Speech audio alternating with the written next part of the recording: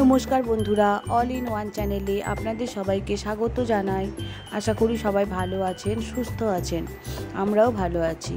আমি কয়েকদিন ভিডিও দিতে পারিনি একটু সমস্যার কারণে, তাই আজকে চলে এসেছি আপনাদের কাছে নতুন একটা ভিডিও নিয়ে। অত্যন্তই সাধারণ একটা রেসিপি, নিরামিষ আলুর দম। নিরামিষ আলুর দম করার জন্য আমি আলু নিয়েছি। এখানে আলুগুলোকে মাঝখান থেকে দু টুকরো করে নিয়েছি। খুব সামান্য কিছুই উপকরণ লাগবে, খুব বেশি লাগবে না। আদা ও কাঁচা লঙ্কাকে আমি বেটে নিয়েছিলাম। আদা কাঁচা লঙ্কা বাটা দিয়েছি, লবণ দিয়েছি হাফ চা চামচ, হলুদ গুঁড়ো দিয়েছি হাফ চা চামচ, ঝাল লঙ্কার গুঁড়ো দিয়েছি হাফ চা চামচ, জিরে গুঁড়ো দিয়েছি 1 চা চামচ, আর ধনে গুঁড়ো দিয়েছি 1 চা চামচ। আর টমেটো দুটোকে আমি গোটা রেখেছি, আর কাঁচা লঙ্কা একটা আমি ফাটিয়ে দিয়েছি। দিয়ে এটাকে ভালো করে কষিয়ে নেব।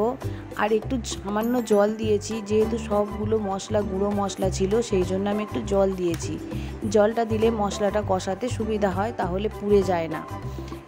এবার চিনি দিয়ে দিয়েছি হাফ চা চামচের থেকে একটু বেশি। নুন আর চিনিটা আপনারা আপনাদের টেস্ট অনুযায়ী দেবেন। দিয়ে এটা খুব ভালো করে কষে নিতে হবে, যতক্ষণ না মশলাটা থেকে কাঁচা কাঁচা গন্ধটা চলে যায়। দেখুন আমি খুব ভালোভাবে কষিয়ে নিয়েছি, প্রায় 5-7 মিনিট ধরে কষিয়ে নিয়েছি। যখন কষাবো তখন এটা ফ্লেমটা একেবারেই লো ফ্লেমে দিয়ে রাখতে হবে। দেখুন খুব ভালো করে কষানো হয়ে গেছে। এবার কষানোর সময় চাইলে আপনি মাঝে মাঝে অল্প জল দিয়ে কষাতে পারেন। আমি আদা বাটা যে জলটা ছিল ওই জলটা দিয়ে কষিয়ে নিয়েছি। এবার কষানো ভালো করে হয়ে গেছে। এবার আমি জল দিয়ে দিয়েছি।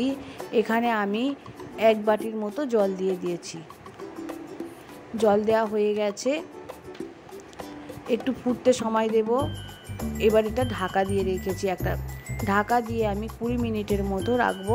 আর ঢাকা দেওয়ার সময় একেবারে ফ্লেমটা কম করে দিতে হবে, একেবারে লো ফ্লেমে দিতে হবে, যাতে আস্তে আস্তে ফুটবে ও আলুটা একেবারে সিদ্ধ হয়ে যাবে। দেখুন আলুটা খুব ভালো করে সিদ্ধ হয়ে গেছে। আমি একটু ঝোল ঝোল রাখবো। নামানোর কিছু আগে আমি টমেটো সস দিয়ে দিয়েছি হাফ চা চামচের মতো। যেহেতু দুটো বড় টমেটো আমি দিয়েছি, ওই জন্য আর বেশি টমেটো সস দিলাম না। দিয়ে ভালো করে নেড়ে চেড়ে আমি নামিয়ে নেব। দেখুন আলুর দম একেবারে হয়ে গেছে, খুব সুন্দর দেখতে হয়েছে। উপর থেকে কিছুটা ধনেপাতা আমি ছড়িয়ে দিয়েছিলাম। আপনারা এটা লুচির সঙ্গে বা পরোটা, রুটি বা মুড়ি যা কিছুর সঙ্গেই খেতে পারেন, খুবই ভালো লাগবে। ভিডিওটা ভালো লাগলে অবশ্যই একটা লাইক করে